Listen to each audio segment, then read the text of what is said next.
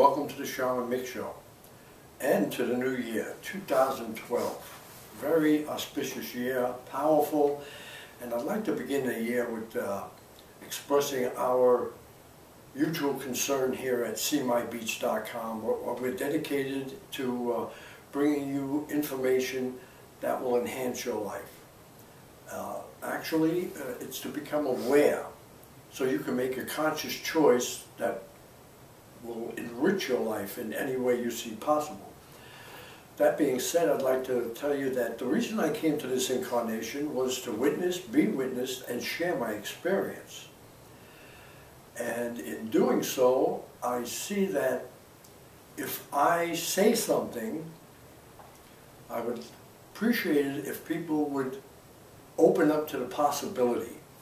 If it rekindles a memory, if it resonates with you, if it sounds right, it feels good, by all means be aware of it and accept it. Anything else, let it go. That being said, I'd like to repeat something I had said in a previous show about the importance of breathing. It is the most important thing we do to sustain life as we know it on this planet. And I couldn't think of a better way to starting the year with becoming aware of our breath and breathing in a different manner. What we're doing right now is breathing shallow, which means we're using about 1/8 of our lung capacity. Which means, and first of all, I'd like to share that we do breathe with two lungs. We have a left and right lung, and when I usually tell people that, they go, "Oh my God, never even thought of that." That's what this is about. It's about becoming aware and conscious of what's going on within us as well as without. So with that being said, we have two lungs, right and left lung. And we're only using, right now as I'm speaking, shallow breathing, which only allows us to use 1/8 of our lung capacity, which means that about 7/8 of our lungs are filled with poisonous gas. So in order to revert to deep breathing, what we want to do is completely the opposite of what we're doing now. And that would be to inhale through both your right and left nostril, taking the oxygen, the air, in through the left and right nostril. Visualize it going down through your throat, down into your lungs, and expanding your stomach as you inhale. Expanding your stomach. What that does is it causes the air to go down to the bottom of the lungs and fill it up from the bottom up. And then exhaling would be out, up through your throat, out your mouth, pushing your stomach flat, like you visualize it going flat, like your bottom of your stomach is flattening against your back. What that does is it allows the air to empty from the bottom up. So the lung capacity expands considerably, well, 7/8 more than likely. And if you do that for a few deep breaths, you will realize that you get a little lightheaded and dizzy. And what that is that you're getting more blood to your brain. And I'll tell you, I'll take all the blood I can get to my brain once it functions at an optimal level. And if that's what does it, I do it. And believe me, it works. Breathing, the most important thing we do to sustain life as we know it on this planet. Now, if you ever watched a young baby laying in a bassinet or something, you watch and you'll see they breathe automatically that way. Somewhere between the age of 12 months to 18 months, we revert to shallow breathing. They haven't done enough research yet to figure out why that is. But so what we want to do is mimic that.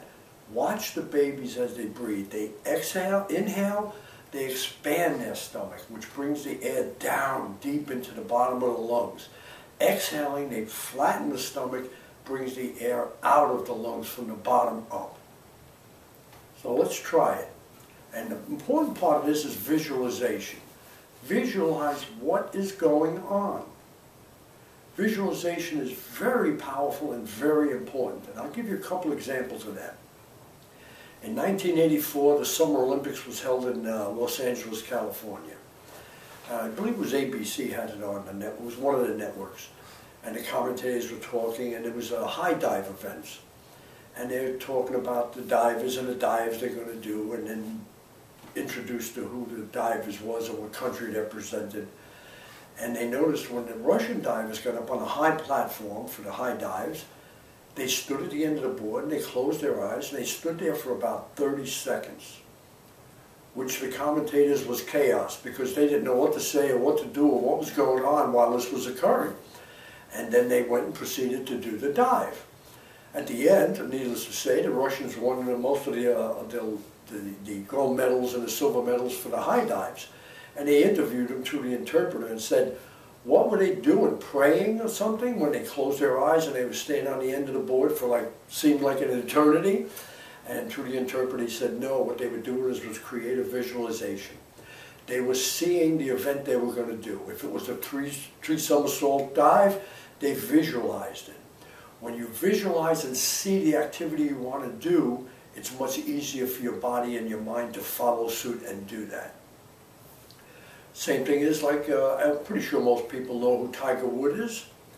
Probably one of the greatest golfers ever lived. Tiger Woods is probably the greatest golfer that ever lived. And I've watched it on TV and seen him playing golf, and I notice how when he gets to the green and he's ready to putt, and the putt may be about 4 or 5 foot shot, and you notice he gets down and he takes a practice swing. I said, wait a minute, what's this about? Practice swing? At this stage, if he needs practice, he ain't going to be up there doing this. It's not. What he's doing when he's taking his practice swing is he's visualizing the path he wants the ball to follow. When you creatively see that in your mind, your body will follow suit. So, that being said, creative visualization of what's going on inside our body is very helpful in producing an optimal level of breathing or brain activity or whatever it is you want to focus on, whether it be healing some ailment or something. Creative visualization. It's not about making something up, it's about being aware of what is going on. The blood is flowing through our system at all times. Our lungs are filling and emptying it constantly as we speak, but we're not consciously aware of it. If we do put our attention to it, it certainly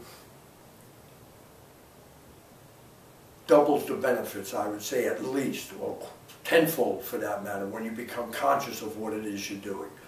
So what I'm saying is, take a deep breath, inhale through both your right and your left nostril, pushing the stomach out so the air can go down your throat, filling the lungs from the bottom up.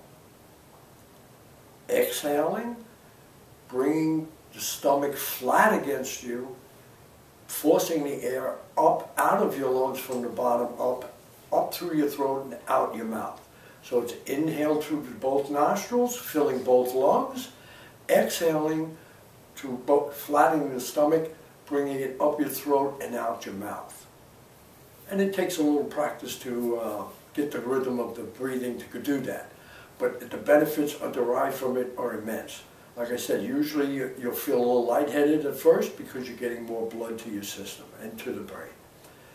Now, what I would like to share in the form of breathing is going into another realm which is very helpful, changed my life completely, which is meditation.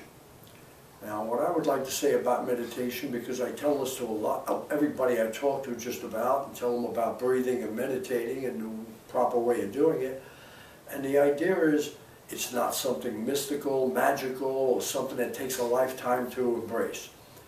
Meditation is just sitting, relaxing, and breathing and calming yourself down to become conscious of what you are about to do or what you would like to see happen in your life. Meditation, like I said, is about relaxing. It's about being aware of what you're doing as you're doing it. And like I said, what I would suggest first is find a quiet, serene place, some place in the house where you won't be distracted by any outside noises or people bothering you. Find a comfortable place, sit in a comfortable position, and I highly recommend in a sitting position. In any form of sitting you would like, in an upright position, like I'm doing now. is the way I do meditate, actually. And what I would say is meditating is just following your breath. Close your eyes, visualize the breath coming into both your right and left nostril, expanding your stomach as you inhale, bringing it down deep into the lower end of your lungs, exhaling, dropping the stomach flat against you, bringing the air up through your lungs, out through your mouth. Inhale, exhale, equally, on a count of about 4 or 5 seconds for each inhalation and exhalation. And be aware that each inhalation is followed by an equally deep exhalation. That being said, the biggest thing I hear when I tell people about meditation is they say, I can't sit still for more than 5 minutes. Okay, the ideal time is probably about 20 minutes to meditate. But if you can sit still for 5 minutes, then that's what I recommend. Sit still for 5 minutes and breathe and relax. Each day you do it, I would suggest adding maybe 5 seconds to that. 5 seconds. That's 1, 2, 3, 4, 5. I cannot imagine anybody who could not extend it for 5 seconds at each session, which means if you start out with 4 or 5 minutes at a time and add 4 or 5 seconds each time, by the end of the month you'll be doing 15 to 20 minutes of meditation on a gradual progression, which I find considerably helpful to sustaining life on this planet in a relaxed, comfortable, conscious way. The other thing is I also suggest meditation in the morning. Any time is optimal time for meditating, but I find it more beneficial in the morning. Why wait till you go through the worries and the carefree times during the day when you can start the day in a relaxed, focused way? That's what meditation does. It focuses you. People say, I can't quiet my mind down. That's a great idea, but I don't know who does that. I know this morning I was sitting here meditating, and I start my meditation, I'm breathing, and I'm visualizing the breath going in, filling the lungs, expanding the lungs, exhaling, flattening the lungs, and I'm breathing and I'm following the flow of my breath, and then I go, well, Rick's coming about 1 o'clock today to start filming the show. I go, no, right now I'm breathing and relaxing. And I start going back, bringing it back to my breath, following the flow of breath. And then I start, okay, I'm back breathing normally in a deep fashion. It's relaxing me. I feel my body getting aligned to it. And then, well, tonight's the drum circle. Whoa, that's tonight. Focus on my breathing. And that's what I suggest. It's not about quieting the mind. The mind has about 4,000 thoughts a minute, or more for that matter, but I think we're aware of about 4,000 a minute.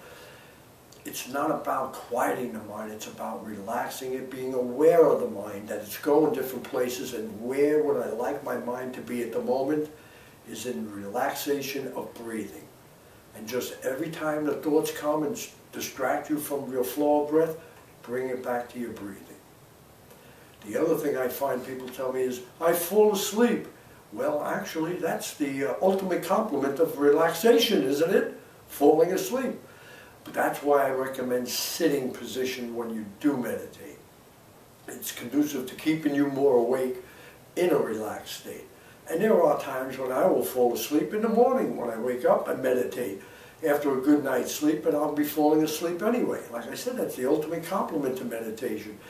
What I would recommend, though, is not jarring yourself or jumping out of it and saying, oh my God, I fell asleep, what's going on? No.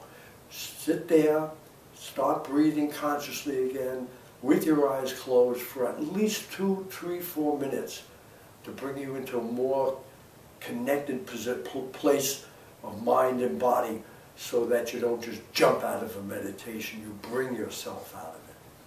And like I said, meditation, it's not something magical, mystical, or takes years to practice. I've been meditating for over 30 years, and I've been teaching different forms of meditation for about close to 25 years. And there's many varieties and ways in which to do meditation. I teach a number of varieties of meditation. So in meditation, we'd like to relax, and there are a variety of meditations and different types of way of breathing and different forms of meditation that I've studied quite a few different ones and come up with my own, which we will talk in previous shows about.